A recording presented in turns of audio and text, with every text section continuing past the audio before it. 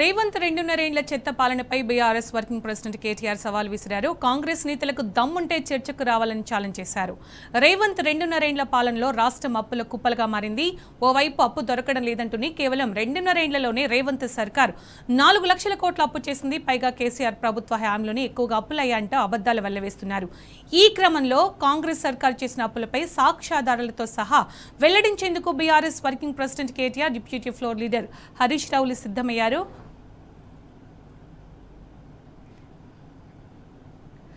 ఇదే అంశానికి సంబంధించిన పూర్తి సమాచారం మా ప్రతినిధి లివిల్ లైవ్ ద్వారా అందిస్తారు. లివిల్, జూపల్లి రాక కోసం బీఆర్ఎస్ నేతలంతా కూడా తెలంగాణ భవన్లో ఎదురు చూస్తున్నారు కదా. బీఆర్ఎస్ వర్కింగ్ ప్రెసిడెంట్ కేసీఆర్ చేసిన సవాల్కి నేను సమాధానం చెప్తానని ఆయన చెప్పడం జరిగింది కదా. అప్డేట్స్ ఏంటి దీనికి సంబంధించి?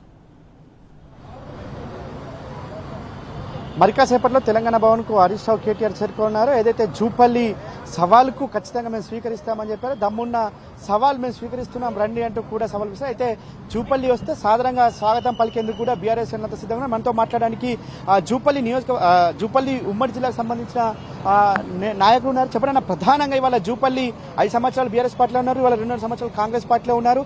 ఎందుకు గతంలో అనేక సందర్భాల్లో లెక్కలతో సహా చెప్పారు, ఇవాళ మళ్ళీ ఆయన సవాల్ విసారు. నిన్న కూడా కేటీఆర్ స్పష్టం చేశారు, వాళ్ళ సవాలుకు కట్టుబడి ఉంటారు అనుకోవచ్చా? ముఖ్యమంత్రి రేవంత్ రెడ్డి గారు ఆడుతున్నటువంటి ఒక డ్రామాలో భాగంగా జూపల్లి కృష్ణారావు ఈరోజు బలిపశ అయ్యేటువంటి పరిస్థితి ఉన్నది. జూపల్లి కృష్ణారావు గారు మీ నాయకుడు, మీ ముఖ్యమంత్రి రేవంత్ రెడ్డి గారు ఇచ్చిన సవాల్కి మా నాయకుడు BRS party working president KTR గారు సవాల్కి స్వీకరించిండు. కానీ నీలాంటి పిల్లలని రమ్మని చెప్పేసి మేము అడగలేదు. నీకు దమ్ముంటే ముఖ్యమంత్రి గారిని తీసుకొని రండి, ఎక్కడికైనా రండి. మీరు అయినప్పటికీ మీరు ఒక అడుగు ముందుకేసి జూపల్లి కృష్ణారావు నేను వస్తున్నా తెలంగాణ భవన్ లెక్కలు పట్టుకుని వస్తున్నావు కదా, నువ్వు జూపల్లి కృష్ణారావు కాదు, జూ పిల్లివి. ఎందుకంటే 2 సింహాలు వస్తా ఉన్నాయి, రా జాగ్రత్తగా ఢీకొనే దమ్ము ధైర్యం ఉండి అన్ని ఆలోచన చేసుకుని రా. 2 సింహాలని ఢీకొనేటువంటి దమ్ము నీకు జూ పిల్లికుంటే రా, వచ్చి నేను సాధారణంగా ఆహ్వానించి. ఎందుకంటే గతంలో మా పార్టీలో ఉండిపోయినావు, మంత్రిగా పనిచేసిపోయినావు. తెలంగాణ భవన్ లో నీకు ఇక్కడ గేట్ దగ్గర ఒక కుర్చీ కూడా ఇస్తాం నీకు. నేను మంచిగా సాధారణంగా నీకు మంచినీళ్ళు ఇస్తాం, ఛాయలు ఇస్తాం, నీకు ఇంకా కావాలంటే ప్రింటర్ కూడా ఇస్తాం. నీకు ప్రింట్ తీసుకుంటా అంటే అన్ని రకాల సౌకర్యాలు నీకు కల్పిస్తుంది తెలంగాణ భవన్ లో బీఆర్ఎస్ పార్టీ. ఖచ్చితంగా నీవు ఏ లెక్కలు తీసుకొచ్చినా ఆ లెక్కలకు సమాధానం చెప్పడానికి మా నాయకత్వం సిద్ధంగా ఉంది. అయినా జూపల్లి కృష్ణారావు గారు ఏదో నిన్న రేవంత్ రెడ్డి గారితో రివ్యూలో ఉన్నట్టుంది. అన్న ఒకటి ఏదైనా అని చెప్పేసి అన్నట్టుండే ఆయన సవాల్ చేసిండు. నిజంగా సవాల్ చేసిన వ్యక్తి అయితే, రేషమున్న మనగాడు అయితే, నువ్వు పాలమూరు అడుగు అయితే, నిజంగా నేను చిత్తశుద్ధి ఉన్నట్లయితే, దమ్ము ధైర్యం ఉంటే సవాల్ని మా నాయకత్వం స్వీకరించింది. ఆ సవాల్ని ఇసిరినావు కదా, రా.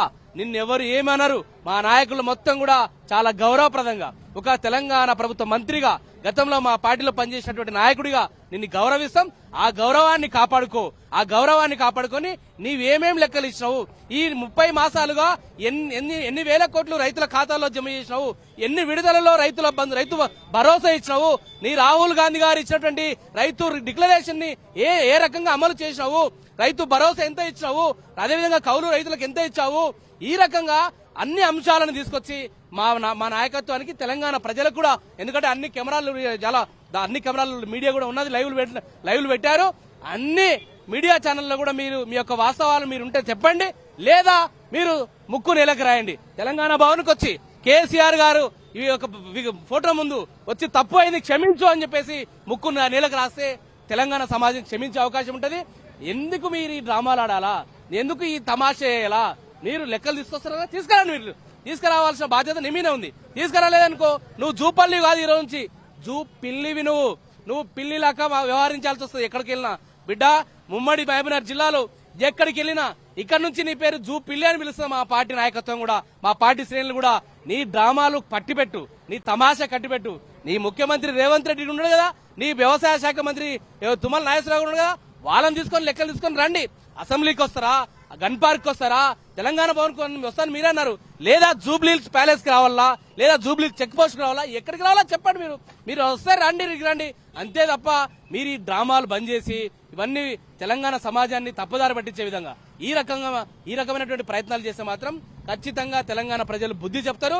తెలంగాణ భవన్ అంటే అంత ఆషామాషి కనిపించింది నీకేమన్నా? తెలంగాణ భవన్ అంటే రోడ్డు మీద పోతే పల్లి బఠాన్లు అమ్ముకునే ప్రతి ఓడు మా భవన్కి వస్తామని చెప్పేసి సవాల్ ఇసిరేంత ధైర్యం నీకు ఎక్కడిది? నువ్వు ధైర్యంగా సవాల్ ఇచ్చినావు. నువ్వు అదే చిత్తశుద్ధితో, అదే రేషంతో, అదే మొగతనంతో ఇడికి రా. ఇడికొచ్చి మా కృష్ణార్జులు వస్తా ఉన్నారు. ఒకవైపు కేటీఆర్ గారు, ఇంకోవైపు హరీష్ రావు గారు, ఇద్దరు వస్తా ఉన్నారు. 2 బుల్లెట్లు, 2 సింహాలు రాబోతా ఉన్నాయి. వారికి సమాధానం చెప్పు. లేకపోతే ఇంకా నేను పారిపోతున్నా, నేను ఆ పేరు జూపల్లి కాదు, పారిపోతున్నా జూపిల్లి అని చెప్పి చెప్పు. అయితే గతంలో అసెంబ్లీ సాక్షిగా డిప్యూటీ ఫ్లోటర్ గా హరీష్ రావు క్లియర్ కట్ గా బట్టికి బజాయించాడు. కానీ వాళ్ళ అవన్నీ ఏదో పట్టినట్టు ఎందుకు మీరు అన్నట్టు వాళ్ళ జూపల్లిని ఖచ్చితంగా బలిపశువు చేసిన అనుకోవచ్చా?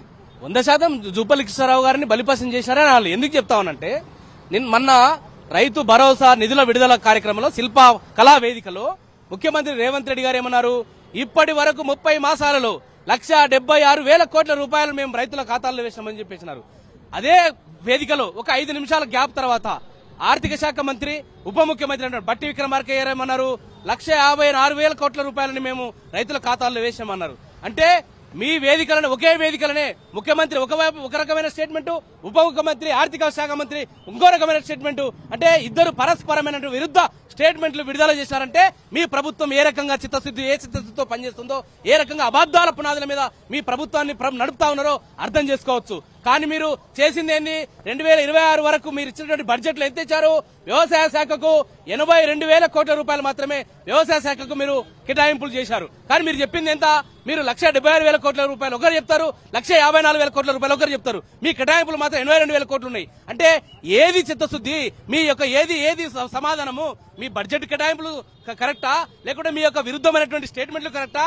కాబట్టి తెలంగాణ సమాజాన్ని, తెలంగాణ ప్రజలని మీరు తప్పుదారి పెట్టించకండి. పోనీ మీరు ఇచ్చినటువంటి నిధుల గురించి నేను చెప్తాను. 28,080 కోట్ల రూపాయలు మాత్రమే మీరు ఇప్పటి వరకు రైతు భరోసా వివిధ సందర్భాల్లో వేశారు. ఒక 2024 వానాకాలం యాసంగి అయితే మొత్తానికి ఎగరగొట్టారు. కాబట్టి ఇది హరీష్ రావు గారు గతంలో అన్నారు, ఇది యనమల రేవంత్ ప్రభుత్వం కాదు, ఇది ఎగవేతల ప్రభుత్వం అని చెప్పేసి చెప్పారు. అయినప్పటికీ దేవుళ్ల మీద ఒట్లు పెట్టినాడు రేవంత్ రెడ్డి గారు. దేవుళ్ల మీద ఒట్లు పెడితే మేము ఆ విషయం మాట్లాడితే మా వాళ్ళని, మా నాయకుల మీద కేసులు పెడతారు. ఎన్ని రకాలుగా తప్పించుకుంటారు మీరు? ఎన్ని అబద్దాలు మాట్లాడతారు? చెప్పాలి కదా, లెక్కలు చెప్పాలి కదా. 28,000 కోట్ల రూపాయలు రైతు భరోసా ఇచ్చారు, మీరు 21,000 కోట్లు రైతు రుణమాఫీ చేశామంటున్నారు. కానీ లెక్కల ప్రకారంగా 16,000-17,000 కోట్లకు మించి జరగలేదని లెక్కలు చెప్తా ఉన్నాయి. పోనీ మీ లెక్క ప్రకారం 21,000 కోట్లు లెక్కేసుకుంటే 28,000 కోట్లు, 21,000 కోట్లు మొత్తం కలిపితే కూడా 50,000 కోట్లు లోపున్నాయి. పోనీ మీరు సన్నాలకు సబ్సిడీ ఇస్తామని చెప్పేసి, అసలు మొత్తం వరికి సబ్సిడీ ఇస్తామన్నారు మీరు రైతు డిక్లరేషన్ లో. మీరు తర్వాత ఏమైంది? సన్న బియ్యం మాత్రమే మేము సబ్సిడీ ఇస్తామని చెప్పేసి అన్నారు. ఏది సన్నాలకు మాత్రం, అది కూడా 7 రకాల సన్నాలకు మాత్రమే సబ్సిడీ ఇస్తున్నారు. మీరు ఏ లెక్కల సబ్సిడీలు కూడా అంత కలిస్తే 4,500 కోట్లు కూడా మించలేదు. మీరు గత యాసంగిలో మీరు ఎగరగొట్టారు. ఈ గత యాసంగిలో 1,159 కోట్ల రూపాయల బోనస్ ని మీరు సన్నాలకు ఇస్తామన్నట్టు బోనస్ ని ఎగరగొట్టారు. ఈ యొక్క యాసంగిలో ఇప్పుడు 700 కోట్ల రూపాయలు పెండింగ్ ఉన్నది. అవి ఇస్తారా, ఈ సస్తారా కూడా తెలియనటువంటి పరిస్థితుల్లో రైతులు ఎదురు చూస్తా ఉన్నటువంటి పరిస్థితి. కాబట్టి మీరు ఏ లెక్కలు చూసినా వ్యవసాయ రంగానికి మీరు చేసినటువంటి అన్ని కేటాయింపులు, అన్ని రకాల మంజూరు చేసినప్పటికీ కూడా 50,000 కోట్లు దాటలేవే. మరి నువ్వు 1,76,000 కోట్లు ఎక్కడి నుంచి చేస్తావు రేవంత్ రెడ్డి? అవి నీ జోబులోకి పోయినాయా, లేకుంటే యనమల కుటుంబ బ్రదర్స్ జోబులోకి పోయినాయా, బట్టి కుటుంబ జోబులోకి పోయినాయి? ఎవరి జోబులోకి పోయినాయి? లేకుంటే నిన్న నతీన్ నబీ వచ్చి ఆధార్ ట్యాక్స్ నడుస్తుందన్నాడు కదా, మరి రాహుల్ గాంధీ జోబులోకి పోయినాయా? చెప్పాల్సినటువంటి బాధ్యత ఈ ప్రభుత్వం మీద ఉంది. కాబట్టి ఈ పిల్లిలు, జీపిల్లిలు, జూపల్లిలు వీళ్ళతో అయ్యేది కాదు, పోయేది కాదు. మీకు మాలాంటి నాయకుల మీద సరిపోతుంది జూపల్లి కృష్ణారావు గారు, సింహాల్ లాంటి కేటీఆర్ గారు, హరీష్ రావు గారు, వారి కాలి గోటి కూడా సరిపోరు. నీవు, నీ ముఖ్యమంత్రి, నీ మంత్రులు నీ కట్టుకొని ఈ లైన్ గీయండి. వాళ్ళిద్దరే అవతల వైపు ఉంటారు. మీకు దమ్ము ఉంటే వచ్చి వారిద్దరికి సమానం చెప్తే ఇంకా మీ జీవితం చనిపోయే వరకు మీరు ప్రభుత్వం నడుపుకునే అవకాశం కూడా మీకు ఉంటుందని ఈ సందర్భంగా చెప్తున్నా. కాబట్టి ఈ చిత్తశుద్ధి లేని ఈ యొక్క అబద్దాల పునాదుల మీద నడపలేరు. ప్రజలు చూస్తా ఉన్నారు, ఎదురు చూస్తున్నారు. అబద్దాల రేవంత్ రెడ్డి పోవాలి, కేసీఆర్ రావాలి, బీఆర్ఎస్ రావాలనేటువంటి ఒక బలమైనటువంటి నిశ్చయంతో, కృత నిశ్చయంతో ఉన్నారు. కాబట్టి ఈ డ్రామాలు, తాటాకు చెప్పులకు భయపడేది లేదు. ఖబర్దార్ రేవంత్ రెడ్డి, ఖబర్దార్ జూపిల్లి అని హెచ్చరిక చేస్తా ఉన్నాం. మీరు చెప్పండి, అనేక సందర్భాల్లో ఇవాళ విద్యార్థులకు ఇబ్బందులు కలుగుతున్నాయి. దాదాపు 100కు పైచిలకు మంది విద్యార్థులు చనిపోయారు గురుకులాల్లో. అవన్నీ మీరు ప్రశ్నిస్తే కనీసం కూడా స్పందించని ప్రభుత్వం, జూపల్లి కావచ్చు, ఇతరత్ర మంత్రులు ఇవాళ ఒకవైపు ఇటు సవాల్ విసి తెలంగాణ భవన్కి వస్తానని చెప్పేసి కేటీఆర్, హరీష్ రావు చెప్పిన నేపథ్యంలో మరోపక్క డైవర్షన్ కోసం మంత్రులు గురుకుల స్కూళ్లకు సంబంధించి గన్ పార్క్ పోతున్నామని చెప్పడం వెనుక అంతర్యం ఏంటి? ఇవాళ ఏ అంశం చూసుకున్నప్పటికీ ఈ రాష్ట్ర ప్రభుత్వం, కాంగ్రెస్ ప్రభుత్వం ఏర్పడినప్పటి నుంచి ఇప్పటి వరకు కూడా గురుకులాల విషయం చూసుకో, అదేవిధంగా విద్యార్థులకు సంబంధించినటువంటి ఫీజు రియంబర్స్మెంట్, ఇవాళ డిగ్రీ కానీ, పీజీ కానీ, బీటెక్ కానీ, ఎంటెక్ కానీ చేసినటువంటి విద్యార్థులు కూడా ఫీజు రియంబర్స్మెంట్ ఇవ్వలేదు. అదేవిధంగా గురుకులాల విషయంలో కేసీఆర్ గారి నాయకత్వంలో ఆనాడు ఆ ఉమ్మడి ఆంధ్రప్రదేశ్ లో ఉన్నటువంటి గురుకులాలు 200 గురుకులాలు ఉంటే 1004 గురుకులాలు తీసుకొచ్చి ఆ గురుకులాలను ఏ విధంగా అభివృద్ధి చేసిండు గత 10 సంవత్సరాలు.